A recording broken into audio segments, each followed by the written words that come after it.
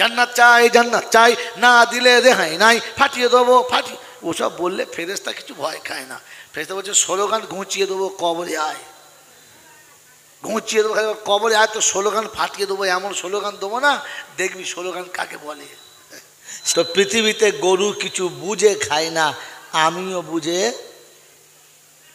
যদি বলে তো আমার নাম কি? হ্যাঁ বাবাজি, সারা জীবন যদি সবই না পড়ে কিচ্ছু হবে না। এই জন্য কটা বোঝার কথা বলেনি, তার জন্য অবশ্যই শোনাবেন ইনশাআল্লাহ। এই জায়গায় বসে আছেন, জায়গাটার নাম কি? রামেশ্বরপুর। এরকম মানে এরকম হেডলাইনের পাগলা সামনে না বললে বোঝা যায় ওরা রামেশ্বরপুরে বসে আছে। কোথায় বসে আছে? আরে রামেশ্বরপুর তো গোটা এলাকাটার নাম। আমি তো জিজ্ঞাসা করছি যেখানে বসে আছেন এই জায়গাটার নাম কি? জান্নাতের বাগান। এটা একবার মুখস্থ হয়ে গেছে, বুড়োরাও জানে, কচি বাচ্চারাও জানে, ওই মেয়েরা বসে আছে জিজ্ঞাসা করে ওরাও জানে। হ্যাঁ না বলে কি বাবা, জানে না? কারণ মৌলবীরা বলে একদম পাকা করে দিয়েছে এটা জান্নাতের বাগান। বাবা বসলেই জীবনের গুনাহ মাফ হয়ে যাবে। তো ফেরেশতারা বলছে আচ্ছা পাগলা তো বুঝলো না, শুনলো না, সুবহানাল্লাহ। বোঝেন, এটা মাদ্রাসা বোঝেন বাবাজিরা, সোনারা, নারীরা, জ্ঞানীজনেরা, সুধী মানুষেরা। এটা জান্নাতের বাগান। স্থায়ী না অস্থায়ী? যদি বলেন অস্থায়ী। কারণ 1 ঘন্টা আগে ছিল না, আবার একদিন পরে থাকবে না। একদিন আগে ছিল না, একদিন পরে যদি বলেন থাকবে না। কিন্তু এই মুহূর্তে কি? জান্নাতের বাগান। এটা জান্নাতের বাগান। যে জান্নাতের বাগান একদিন আগে ছিল না, একদিন পরে থাকবে না। গ্রামের কেউ যদি মরে যায় আর এখানে যদি কবর দেয়, লে জান্নাতে শুয়ে পড়,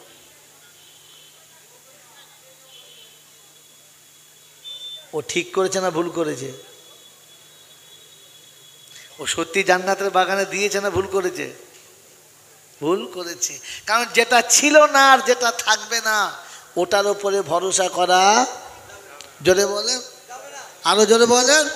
তো কবর, মাজার, দরবার, ফকিরের কারবার এসব মাল ছিল না আর কিয়ামতে থাকবে না। কোনো মাজারে, কোনো কবরে, কোনো দরবারে বিশ্বাস করা একদম ঠান্ডা কথা। এটা মানুষে বোঝে, ছাগলে, যদি বলে মানুষে বোঝে, ছাগলে বোঝে না। আপনি হাড়বায় চলুন আমার সঙ্গে, মাজারের 2টো রাস্তা আছে, বিশেষ রাস্তা, হ্যাঁ না বলেন? আছে না? ওই মাজারের রাস্তার দুপাশে দেখবেন 2 দল লোক বসে আছে, কানা, খোঁড়া, কুঁজো, ট্যাপা সব বসে আছে। যেমনি খদ্দের নেমেছে, হিন্দু না মুসলমান, বেঈমান না খ্রিস্টান, নামাজি না বেনামাজি, সুদখোর না মদখোর, মাতাল না জোচ্চোর, কিচ্ছু দেখবে না।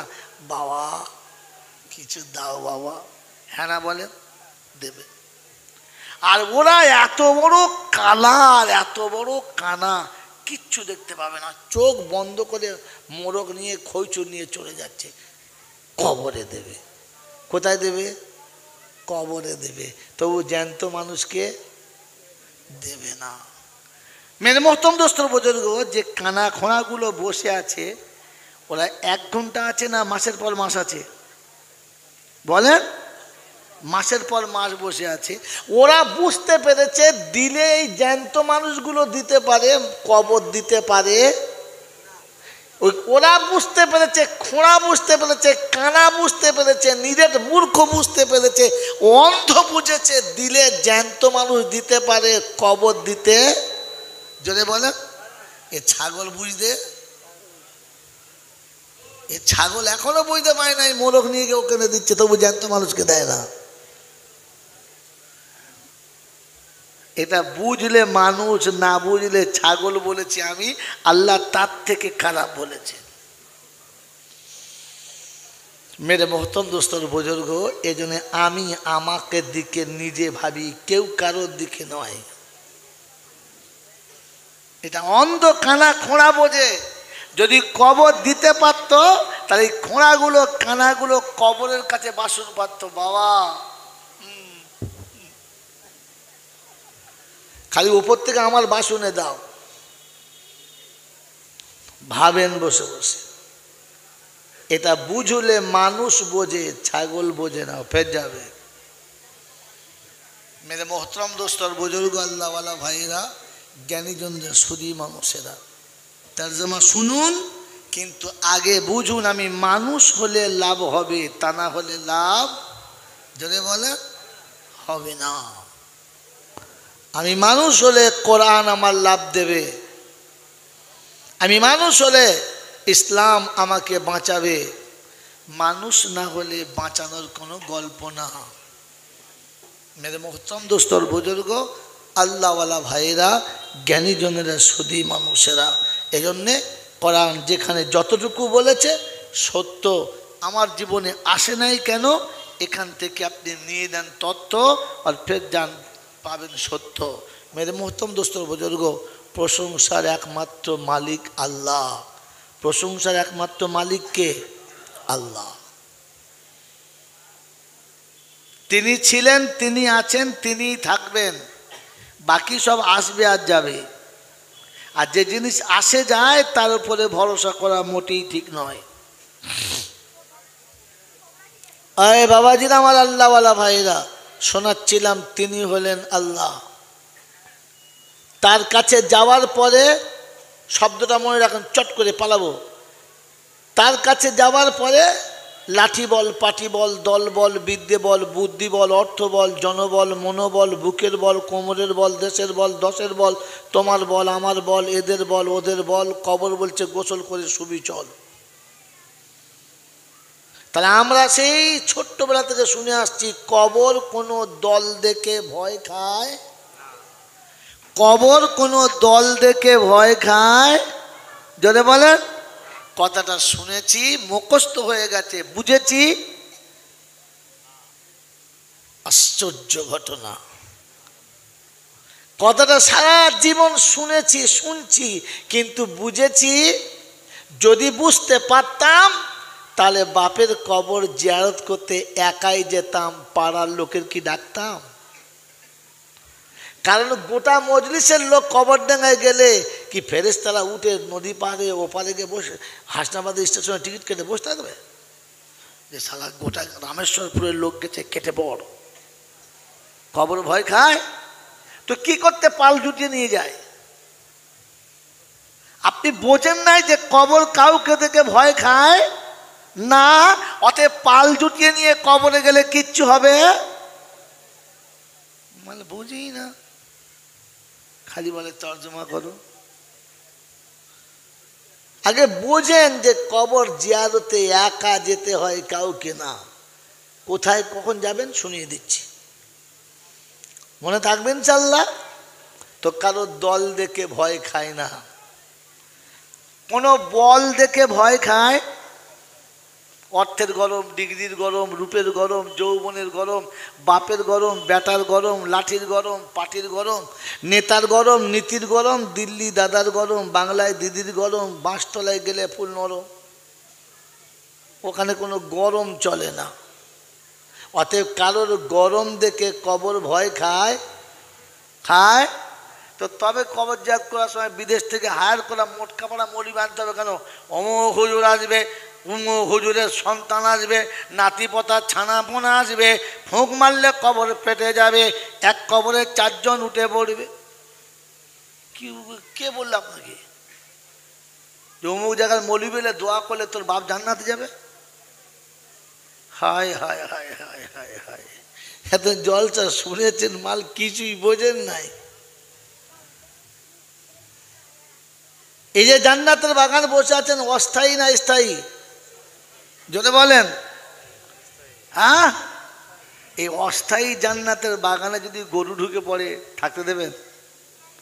ছাগল ঢুকলে, কুত্তা ঢুকলে? কারণ এটা জান্নাতের বাগান, এখানে মানুষ বসবে, জানোয়ার ঢুকতে যদি বলে পাবে না।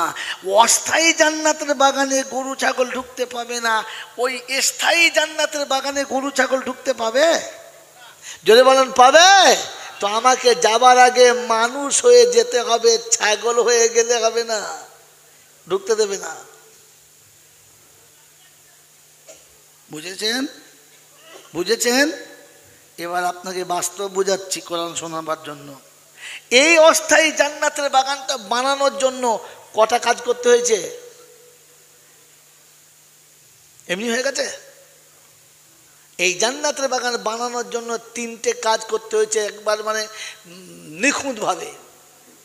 এক নম্বর, প্রথম বসে মাদ্রাসার মৌলসাদেরকে কমিটির লোক ডেকে নিয়ে বসে মাশওয়ারা করতে হয়েছে যে বাৎসরিক একটা জলসা করব, কিভাবে করব, কাকে আনবো, দর্শক কত হবে, কি খাওয়াবো, কেমন করে বসাবো, প্যান্ডেল কেমন হবে, মাইকিং কেমন হবে, প্রচার কেমন করব, সমস্ত কাজের ফাংশন সামনে রেখে একটা মাশওয়ারা করতে হয়েছে। হ্যাঁ না? না, এরপরে আদা জল খেয়ে কোমরে গামছা বেঁধে লাগতে হয়েছে, সময় নষ্ট করতে হয়েছে, পকেট থেকে পয়সা দিতে হয়েছে। হ্যাঁ না? না। আর তৃতীয় নম্বর হচ্ছে, গোটা রামেশ্বরপুর এলাকায় নামাজি বেনামাজি, ছেলে মেয়ে, ছোট বড়, শিক্ষিত মূর্খ, কালো সাদা, দেশি বিদেশি যারা আছে সবার দুয়ারে দুয়ারে দুয়ারে দুয়ারে একবার করে ফিরতে হয়েছে। চাচা জলসাটা করবো ঠিক করেছি, আমাদের মাছের বাৎসরিক একটা জলসা হয়, আপনার কাছে আসি সব বছর, এবছর এসেছি, 2000 দাও। 2000 নেই বাবা, হবে না। দাও চাচা, তুমি ছাড়া আর কে দেবে, বাকি সব তো বুঝতে পারছেন অবস্থা খারাপ, দাও। ও দেবে না, এ ছাড়বে না। মোটামুটি 1000 নিয়ে তবে ছেড়েছে, আর 500 যেটা কম পড়েছে ওটা ভেতরে গিয়ে চাচির কাছে ঝেড়েছে। চাচি, চাচা তো যা দিলে দিলে, তোর বাপ মরবে না? বলছে হ্যাঁ। তোর মা কবরে মরবে না? বলছে হ্যাঁ। বা তুই কিছু দে, ও তো দিয়েছে চাচা ওর বাপের জন্য, তুই দে। এখানে এক খাবল মেরেছে, ওখানে এক খাবল মেরেছে, মারে নাই। টাকা নেই বাবা, 5 কেজি চাল দে না, 4টে ডিম দে, সব ঝেড়েছে। হ্যাঁ না বলেন? এই সকলের দুয়ারে দুয়ারে যেতে হয়েছে। কটা কাজ হলো? কটা কাজ হলো? 3টে। 1 নম্বর মাশওয়ারা, 2 নম্বর জানমালের খরচা, আর 3 নম্বর দুয়ারে দুয়ারে ঘোরা। এই অস্থায়ী জান্নাতের বাগান সাজাতে যদি 3টে কাজে লেগে থাকে, তো কসম খোদার করে বলে যাচ্ছি মাদ্রাসায় বসে, ওই স্থায়ী জান্নাত সাজাতে 3টে তো লাগবেই লাগবে। সর্বপ্রথম সারাদিনের পরে সন্ধ্যাবেলা বসে মাশওয়ারা করা দরকার ছিল, কার নামাজ কাজা হয়েছে, কে নামাজ পড়তে পারে নাই, আমার সংসারের মানুষকে সুন্নতের খেলাফ চলে, কে কোরআন পড়ে না, কে পাতায় টুপি দেয় না, কে আল্লাহর হুকুম মানে না, এর একটা জায়জা নেওয়া দরকার ছিল। আর পরে নিজের জান মাল দুটো নিয়ে একটু বার হওয়া দরকার ছিল। আর তারপরে লোকের দুয়ারে দুয়ারে ঘুরে নিজের ইমানটাকে মজবুত করা দরকার ছিল, তবে জান্নাতে যাবে, এটা আশা করা ভালো। তা না হলে তুমি মিথ্যাবাদী, ধোঁকাবাজ।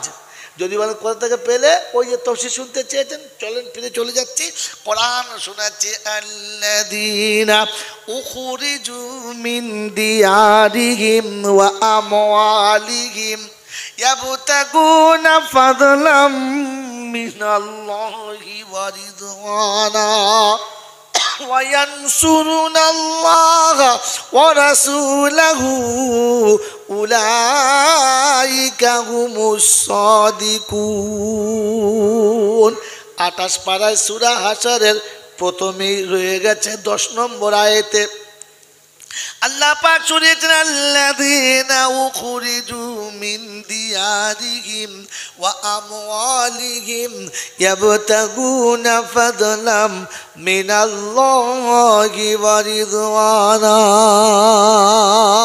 আমি আল্লাহ পাক শুনিয়েছি, যারা ঘর ছেড়েছে, বাড়ি ছেড়েছে, সম্পত্তি ছেড়েছে, সব ছেড়ে যারা আমাকে পাওয়ার জন্য রাস্তায় নেমেছে, কখনো জানের খরচা, কখনো মালের খরচা করেছে, আর তালাশ করেছে আল্লাহ কি করে তোমাকে পাবো, কি করে তোমাকে রাজি করব, জান্নাতের বাগান আমার নসিবে কি করে হবে, এই ফিকির নিয়ে যারা ঘুরেছে এরা হলো সত্যবাদী। আল্লাহ পাক হাবিব গো উম্মতের কাছে বলে দাও, কুল হাদিহি সাবিলি আদউ ইলাল্লাহি আলা বাসিরাতিন আনা ওয়া মান ইত্তাবানি। বাবাজিরা, কোরআন শোনাচ্ছে, আল্লাহ পাক নবীকে শুনিয়ে দিয়েছে, কুল হাযিহি সাবিলি, এটা হলো আমার পথ। হাবিব তুমিও বলো আমার পথ। আর যারা মানতে চায় এটা হলো তাদের পথ। ওমান ইত্তাবানি, যারা নবীকে মানতে চায়, আল্লাহকে মানতে চায়, এটা তাদের পথ। প্রথম পথ হলো ঘর বাড়ি ছাড়ো। আয় বাবাজিরা, জান্নাতের বাগানে বসতে গেলে ঘর ছাড়তে হয়েছে না ঘরে বসে হয়েছে? এই জান্নাত, অস্থায়ী জান্নাতের বাগানে আসার জন্য বিবির বিছানা ত্যাগ করতে হয়েছে, বাচ্চার বাহু থেকে উঠতে হয়েছে, সম্পদ আর সম্পত্তি, সন্তান আর সম্পদ দুটো বাড়ি রেখে আসতে হয়েছে, শখের বিছানা ত্যাগ করতে হয়েছে।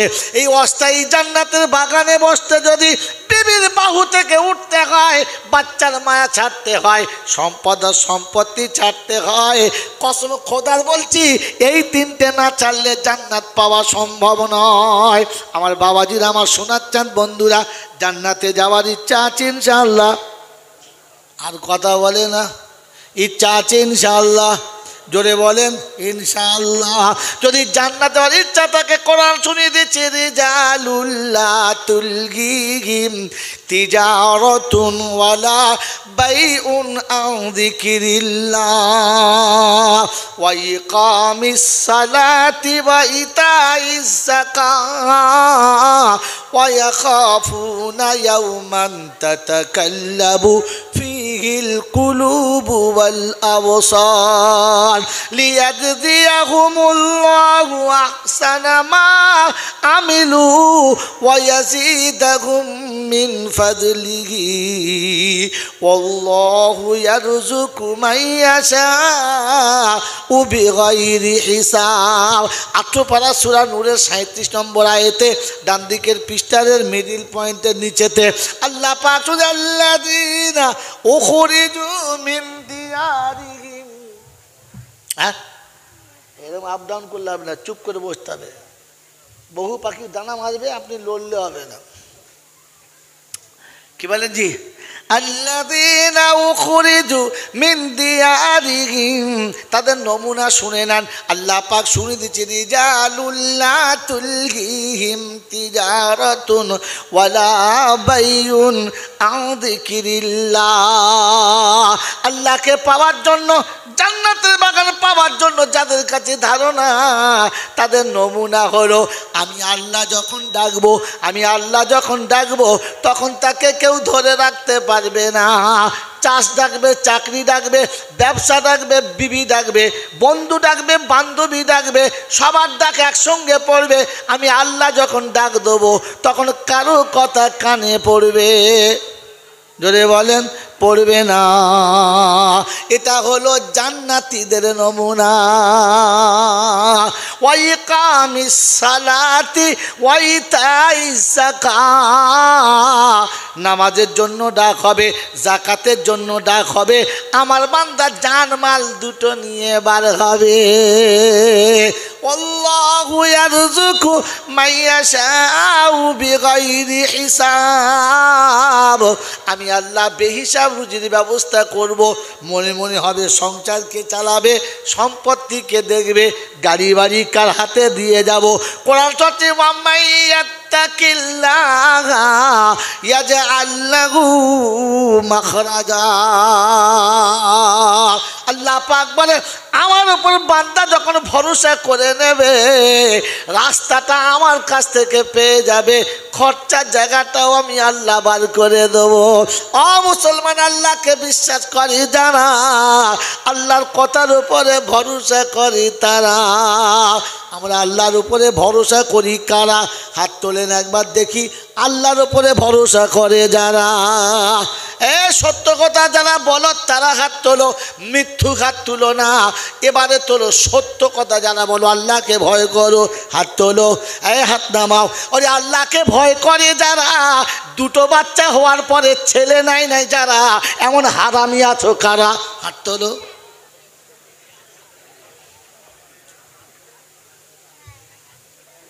তো শিশু,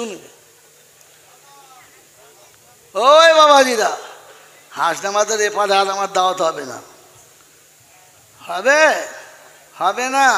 তবে আজকে যা দিয়ে যাচ্ছি কবরে গেলে মাল চকচক করবে, ড্যামেজ হবে না।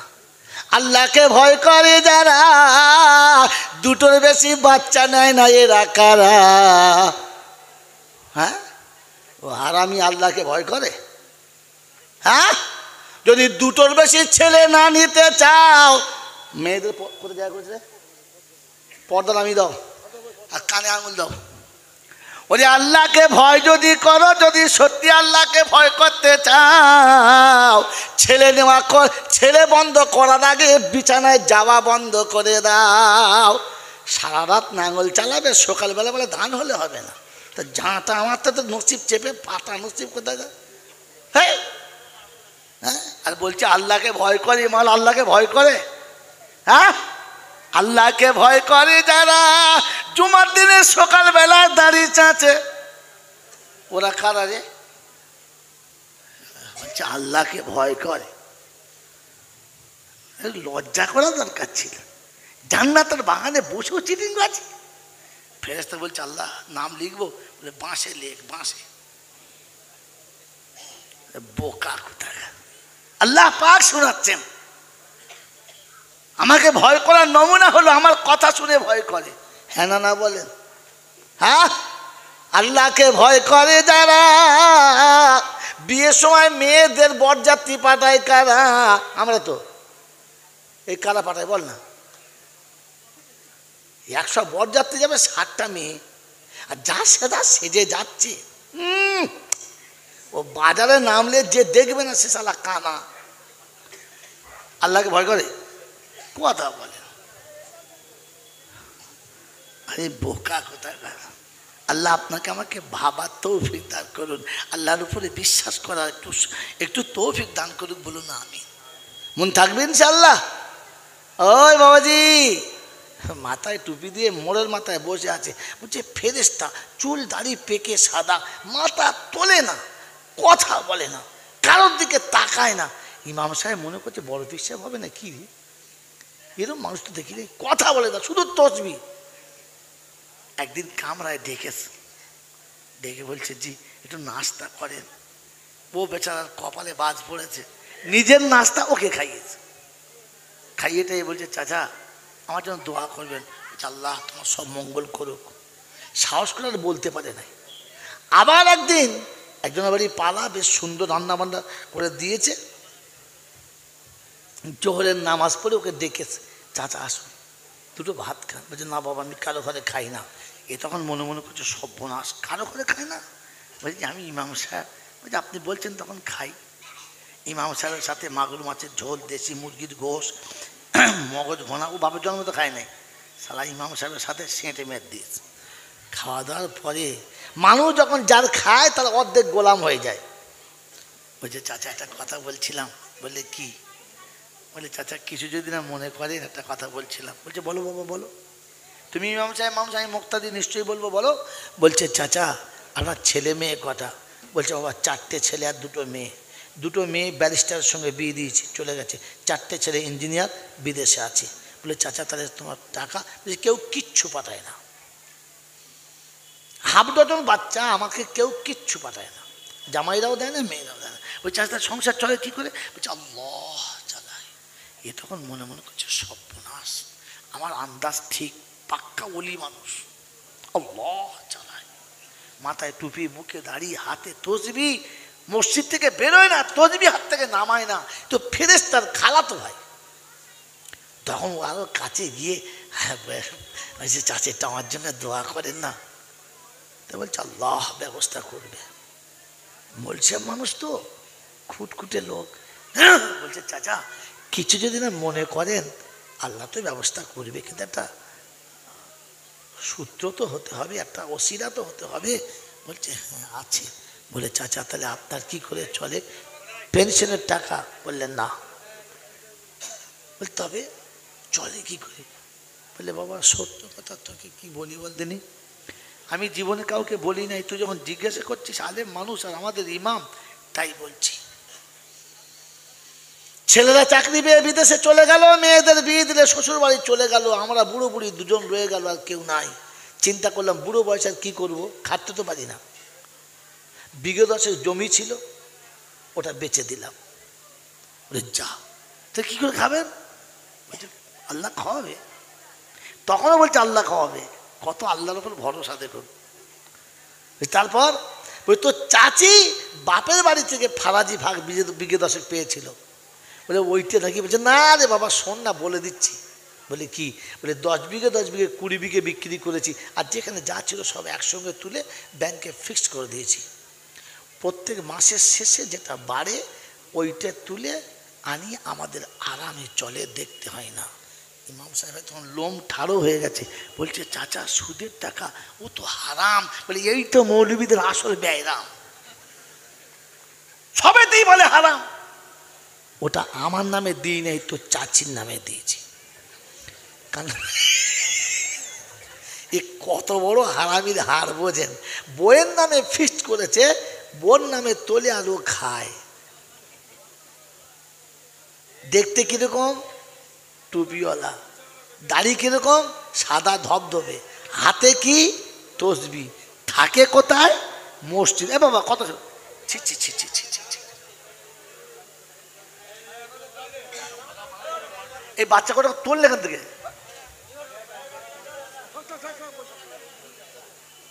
হ্যাঁ বাবাজিরা, মাথায় টুপি, মুখে দাড়ি, হাতে তসবি, থাকে কোথায়? মসজিদের ভিতরে। আর বলে চালায় কে? আল্লাহ। চলে কি করে? সুদের টাকায়। এরকম ফেরেশতা এখানে নাই, আছে? বাবাজিরা, সোনারা, লালেরা, জ্ঞানীজনেরা, শুধুই মানুষেরা।